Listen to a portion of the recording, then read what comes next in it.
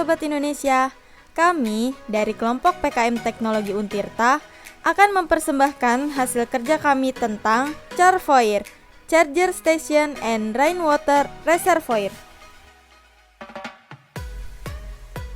Pesatnya pariwisata di Indonesia seiring dengan penggunaan energi listrik pada objek wisata tersebut.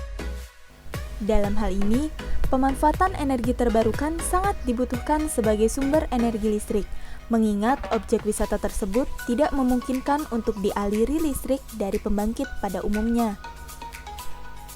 Dalam hal ini, pemanfaatan energi terbarukan sangat dibutuhkan sebagai sumber energi listrik, mengingat objek wisata tersebut tidak memungkinkan untuk dialiri listrik dari pembangkit pada umumnya.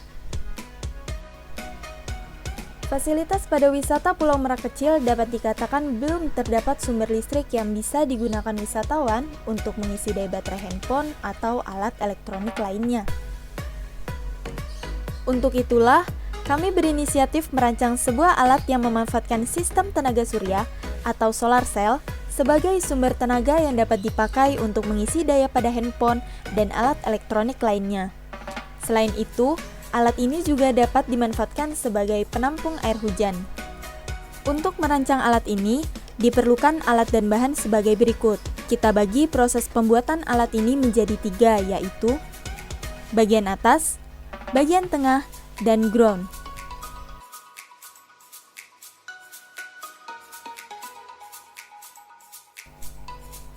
Pada bagian atap, dibutuhkan komponen seperti solar cell, holder atap, dan perancangan saluran penampung air yang terdiri dari sistem filtrasi dilengkapi pipa untuk menyalurkan air.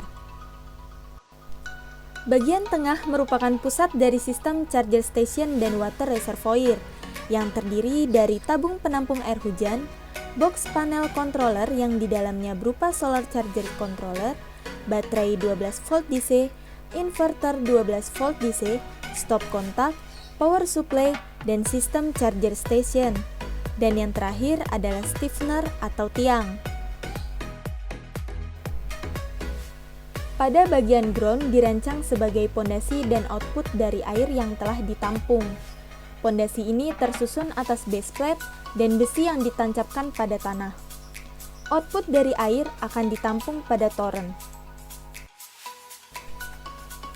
Sistem kerja alat ini terdiri dari sistem fleksibel solar cell dan sistem tada air hujan.